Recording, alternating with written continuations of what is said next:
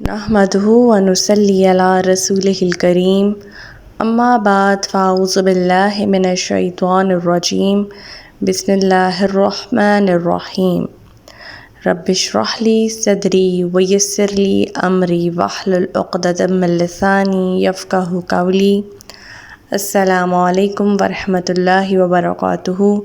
صراط مستقیم میں آپ سب کو خوش آمدید۔ پچھلے سبق میں ہم نے پڑھا تھا کہ اللہ تعالیٰ فرماتے ہیں کہ اللہ جس کے لیے چاہتا ہے رزق کو زیادہ کر دیتا ہے اور جس کے لیے چاہتا ہے کم کر دیتا ہے۔ یہ کافر دنیا کی زندگی پر ہی ریجھ گئے ہیں، حالانکہ آخرت کے مقابلے میں دنیا کی زندگی ایک حقیر سا فائدہ ہے۔ پھر اللہ تعالیٰ فرماتے ہیں کہ کافر لوگ کہتے ہیں کہ اس نبی پر اس کے پروردگار کی طرف سے کوئی نشانی کیوں نہ اتاری گئی۔ آپ ان سے کہیے، اللہ نشانیاں دکھلانے کے بعد بھی جسے چاہے گمراہی رہنے دیتا ہے اور اپنی راہ صرف اسے دکھاتا ہے جو اس کی طرف رجوع کرے۔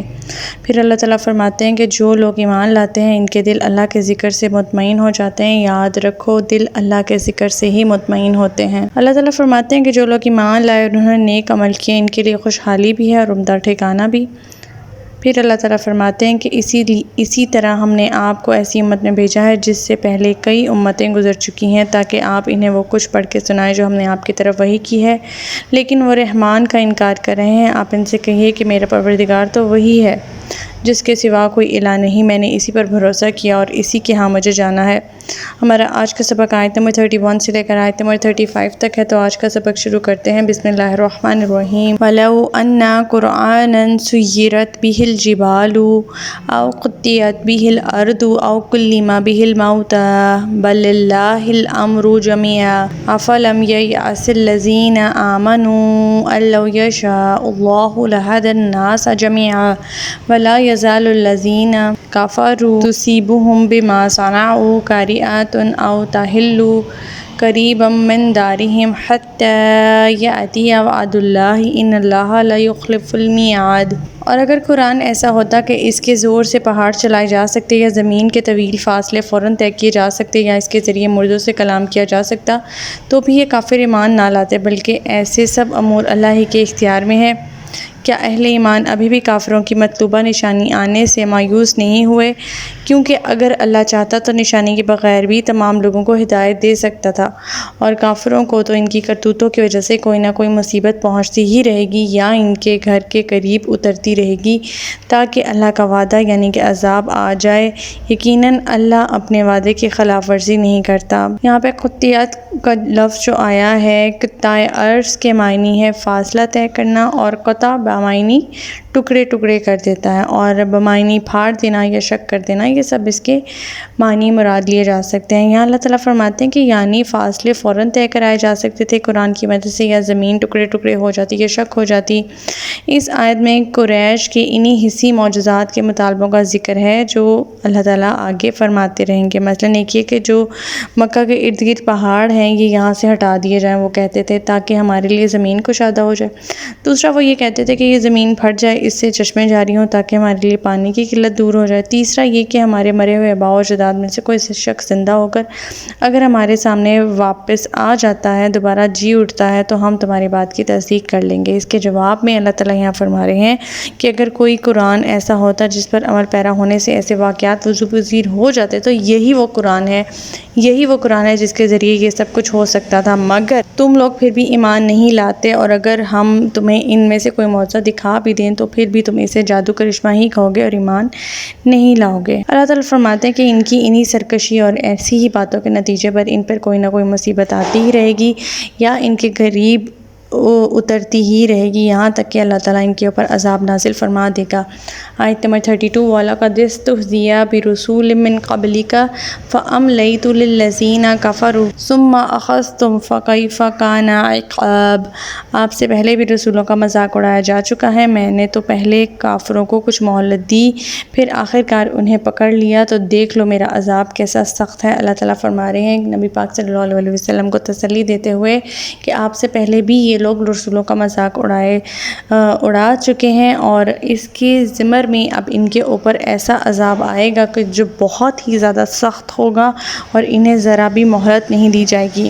آیت نمبر 33۔ أَفَمَنْ هُوَ قَائِمٌ عَلَىٰ كُلِّ نَفْسٍ بِمَا كَسَبَتْ وَجَعَلُوا لِلَّهِ شُرَكَاءَ قُلْ سَمُّوهُمْ ام تنبئونہ بما لا يعلم في الأرض أم بظاهر من القول بل زين للذين كفروا مكرهم وصدوا عن السبيل ومن يضلل الله فما له من هاد۔ بھلا وہ ذات جو ہر نفس کی کمائی پر نظر رکھتی ہے انہیں بغیر سزا کے چھوڑ دے گی جبکہ انہوں نے اللہ کے شریک بنا رکھے ہیں۔ آپ ان سے کہیے ان شریکوں کے نام تو لو، یا تم اللہ کو ایسی چیز کی خبر دیتے ہو جو زمین میں موجود تو ہے مگر وہ اسے نہیں جانتا، یا جو کچھ منہ میں آئے کہہ ڈالتے ہو، بلکہ کافروں کے لیے ان کے مگر خوشنما بنا دیے گئے ہیں اور وہ راہ حق سے روک دیے گئے ہیں، اور جسے اللہ گمراہ کرے اسے کوئی ہدایت دینے والا نہیں۔ اللہ تعالیٰ فرما رہے ہیں کہ تمہارے شریک جو تم نے ٹھہرا رکھے ہیں اللہ تعالیٰ کے مقابلے میں، تو انہوں نے کیا کارنامے سر انجام دیے ہیں؟ کیا کسی الہامی کتاب میں کہیں لکھا ہے کہ اللہ نے فلاں فلاں اختیارات فلاں فلاں دیوتا یا بزرگ کو سونپ دیے ہیں؟ تم اللہ تعالیٰ کو ایسی چیز کی اطلاع دینا چاہتے ہو جس کا وجود ساری زمین میں کہیں پہ بھی نہیں پایا جاتا، اور نہ ہی اللہ تعالیٰ جانتا ہے ایسے معبودوں کو جو تم اس کے مقابلے میں ٹھہراتے ہو۔ کار قسم کے انسانوں نے عوام پر اپنی خدائی کا سکہ جمانے کے لیے ان کی کمائیوں میں اپنا حصہ بتانے کے لیے کچھ بناوٹی شریک گھڑے اور ان کے متعلق کچھ حکایات تصنیف کی، لوگوں کو ان کے تصورات سے ڈرایا دھمکایا اور پھر ان کو ان کا معتقد بنا دیا۔ اللہ تعالیٰ نے ایسا مکر کرنے والوں اور اس مکر کو قبول کرنے والوں سب کو کافر قرار دیا ہے۔ یہی لوگ دراصل اللہ کی سیدھی راہ یعنی توحید سے روک دیے گئے ہیں اور لوگوں کے لیے بھی رکاوٹ بن گئے ہیں۔ ایسے لوگوں کو جو اپنے ذاتی مفادات کی خاطر اللہ کی راہ میں رکاوٹ بن جاتے ہیں، اللہ کبھی انہیں سیدھی راہ نہیں دکھلاتا۔ اللہم لا تجعلنا منہم، اللہ تعالیٰ ہمیں ایسے لوگوں میں ہونے سے بچائے۔ آیت نمبر 34، لہم عذاب فی الحیاۃ الدنیا ولعذاب الآخرۃ اشق وما لہم من اللہ من واق۔ ان کے لیے دنیا کی زندگی میں بھی سزا ہے اور آخرت کا عذاب تو اس سے سخت تر ہوگا، اور اللہ سے انہیں کوئی بچانے والا نہیں۔ یہاں مزید اللہ تعالیٰ اپنے عذاب سے جو کہ انہیں دچار کرنے والے ہیں اس کی تفصیل بیان کرتے ہوئے فرماتے ہیں کہ دنیا کی زندگی بھی ان کے لیے رسوا کن عذاب ہوگا اور آخرت میں کا عذاب تو سخت ترین ہے ہی ہے، اور اللہ سے انہیں کوئی بچانے والا نہیں ہوگا۔ آیت نمبر 35، مثل الجنۃ التی وعد المتقون تجری من تحتها الانہار اکلها دائم وظلها تلک عقبی الذین اتقوا وعقبی الکافرین النار۔ جس جنت کا پرہیزگاروں سے وعدہ کیا گیا ہے اس کی شان یہ ہے کہ اس میں نہریں جاری ہیں، اس کے پھل اور اس کا سایہ دائمی ہے۔ یہ تو انجام ہے ان لوگوں کا جو اللہ سے ڈرتے ہیں، اور جو کافر ہیں ان کا انجام دوزخ ہے۔ اللہم انی اسألک الجنہ، اللہ تعالیٰ ہمیں ایسے لوگوں میں شامل فرمائے۔ تو ہمارا آج کا صبح یہیں تک تھا۔ اللہ تعالیٰ سے دعا ہے کہ اللہ تعالیٰ قرآن پاک کے احکامات پہ ہمیں عمل پیرا ہونے کی توفیق عطا فرمائے۔ اللہ پاک ہمیں ہدایت دے کہ جس کے بعد گمراہی نہ ہو۔ ربنا لا تزغ قلوبنا بعد إذ هديتنا وهب لنا من لدنك رحمة إنك أنت الوهاب۔ سبحانك اللهم وبحمدك أشهد أن لا إله إلا أنت أستغفرك وأتوب إليك۔ السلام علیکم ورحمۃ اللہ وبرکاتہ۔